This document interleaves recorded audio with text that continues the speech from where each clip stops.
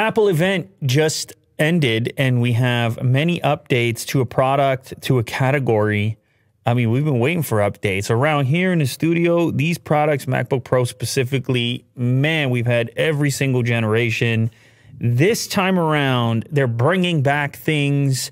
This is probably maybe the most important component. Obviously, you got the M1 Pro, M1 Max. Who cares what they call it? Their chip stuff is out of control right now. They are making some major progress in the thin and light area. They were showing all kinds of graphs about how these different models are more power efficient and can still get decent battery life, and they're still relatively thin and light. More screen for your space because they put a notch on there, although Will got stressed out when he saw the notch. I don't really care too much at this point, notch, no notch. I see what they're up to. I see what they're doing. We want to have a front-facing camera, and apparently they improved that too, up to 1080p. But what's the key thing here? Okay, so the key thing, probably the power, and then also the versatility, bringing ports back to these devices. And getting rid of the touch bar. This was all rumored, but of course it's official now. We have an HDMI port. We have an SD card slot. We have MagSafe coming back. It's like a MacBook Pro from 2009 or 10 or something. It's all the things that people that use them in a professional manner needed and utilized, and now it's back. And it's funny because we're kind of celebrating the existence of these things, even though they were always there. But that's how Apple does it, man. The drones are flying around the campus. All of a sudden you want something. All of a sudden you want to spend some money. So as far as ports go, yes, I mentioned an SD card slot. That's going to be a Thunderbolt there as well. And then a full-size HDMI, super useful. Dongle life can go away, at least for the most part, unless you need some sort of exotic input or output.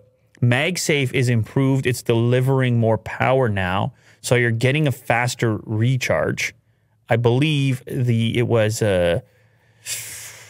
half an hour of charging to give you 50% of your battery life. Battery life improvements for both models as well, a 14 and a 16. The 16-inch is like 20-plus hours of video playback now, according to their numbers.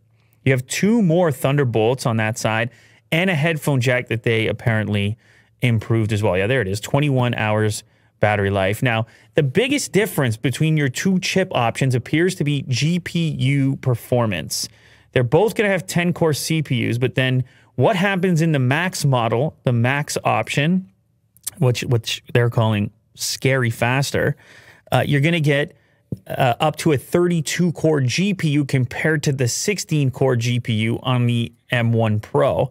You're also going to be able to kick it all the way up to 64 gigs of unified memory compared to the 32 gig Max, and you can see the difference that makes for the memory bandwidth. Now, these are everything they showed. I mean, the benchmarks aren't out there. No one has these things in their hands yet, although you can order them now, and they are shipping next week. But by the looks of it, for people who make videos, cut videos, work on 3D stuff, do photo editing, use creative applications. I mean, I saw some of the specs they were talking about with ProRes, playing back multiple streams of 8K ProRes, 7 streams or something. It sounds crazy. It sounds, oh, there it is, 7 streams of 8K ProRes video playback. So I don't know what else anybody wants. I mean, they just chucked it all in there. And it's kind of hard to believe that it's all living inside of a laptop, making your expensive Mac Pro pretty much redundant for most ways in which I would use one of these systems. They also stacked it up against different PCs, and they showed some comparisons during the keynote as well, but you can see its performance improvements across the board. Now, speaking of the actual physical laptop, the 14-inch is obviously going to be the lighter of the two. Both of them have more pixels than the previous generation 16-inch Pro. The 14-inch model is coming in at 3.5 pounds, and the 16-inch model, I believe, is 4.7 pounds, somewhere around there. So that's more kind of your typical weight, or the weight that you're used to with the previous generation MacBook Pro. This does make the existing 13-inch Pro feel like it doesn't deserve the name Pro, comparatively speaking. Tons of SSD options as well, all the way up to 8 terabytes and 7.4 gigabytes per second of throughput. How is it all going to stay cool? We're going to have to wait and see on that, but apparently it's similar as far as the thinness is concerned, and the 14-inch is going to be even a little bit slimmer than the 16. You have ProMotion display up to 120 hertz, so that's a nice little touch. Liquid Retina XDR, and they're saying, you know, darker blacks and just better display overall. And then the crazy part for me, because I do have 2 of those XDR displays that feature 6K resolution, you're going to be able to drive off of these laptops up to 3 6K displays plus another 4K monitor. Now, up until this point, with anything other than a multi-GPU Mac Pro, the only way to drive that many pixels to external displays, well, you couldn't. There was no device that was doing it. The M1 Mac Mini, the other M1 laptops, it was a single 6K display is what you were stuck with. Here we have some resolution numbers, 3456 by 2234 on the 16.2 inch. The measurements are kind of funky the way they did it because obviously you have a notch in the center, but you're getting the full diagonal. I don't know that they're subtracting the notch, but anyway, 3456 by 2234 on the 16.2 for 254 PPI. The PPI is the same across both of them. It's 3024 by 1964 on the 14.2 inch. Another thing I noticed, these feet on the bottom of the laptop, is it strictly design or is it going to serve a purpose for cooling? Are these things going to get hot with all that horsepower? I don't know, but it takes a second for me visually to adapt because I can't remember the last time they had feet that were that substantial. Now, they also got rid of the touch bar. They got rid of the things people didn't like. They added back the things people missed. They improved the front-facing camera, so it's 1080p HD now.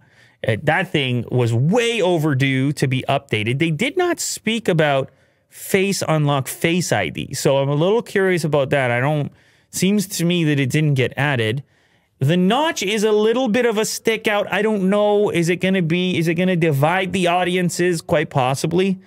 But if you enable dark mode, it might disappear a little bit more. So you might have to come into your styling there. Dark mode, dark background. You'll hopefully notice it a little bit less. They also, in the past, have been some of the best performers as far as audio is concerned, whether it's recording through the built-in mics with the low noise floor or whether it's the sound system itself, delivering typically a lot more bass than what you're getting on equivalent PC models. I mean, I've tested so many, and Apple has figured out how to deliver audio in small devices. Scroll up a little bit more there, Will, just to mention the keyboard. So the keyboard is quite a bit different, at least visually now. It's completely black, and it's chiclet style still, but it's just looking at it, it's all in one section, one unit. And you can see where that touch bar disappeared. It's been replaced by traditional keys as you would want from escape to volume and so forth. So at this point, it looks like RIP touch bar. The trackpad still looks large. That all looks similar from a form factor perspective. Spatial audio, of course, is in there as well. Look, this thing, it's for pro users. It's starting at $2,000. So it's not everybody's going to jump in there and order one. And when you go, by the way, and configure this thing, you're going to probably be able to come up with some pretty crazy price tags. So the 14-inch available in 2 base settings before you go in and custom configure it. You can get the 8-core CPU and a 14-core GPU, 16 gigs of memory, and 512 gigs of storage starting at $19.99. So that's the model that they referenced in the keynote as your starting price. 67-watt USB-C power adapter. I just noticed that. So they give you a weaker power adapter as well. You get 96-watt if you step up to the next version. They have Touch ID built in. Ports are all the same. And the difference is just going to be your storage and your horsepower. It's a $500 difference. Now, if Will goes ahead and clicks on the 14-inch, no, let's just do a custom 14-inch and see what that's going to be. And I should also mention available in silver and available in space gray. So 2 color options, basically just light and dark. I don't know, probably space gray for me, but whatever, maybe silver.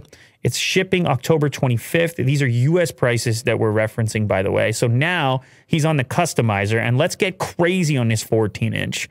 Go ahead and give us the M1 Max 10-core with, wait, scroll back up, with 32-core GPU, yes. And then give us the 64 gigs unified memory, and give us the 8 terabytes of storage. Why don't you? That's a $6,000 USD dollar. I mean, let's be specific, okay? It's $5,900, 7 to 10 business days shipping. Oh my God, that is an expensive 14-inch laptop. All right, now let's get crazy, Will, and head over to the 16-inch model. Now let's look at the options. Okay, so out the gate here, there's 3 to choose from. 2 Pro models, 1 Max model.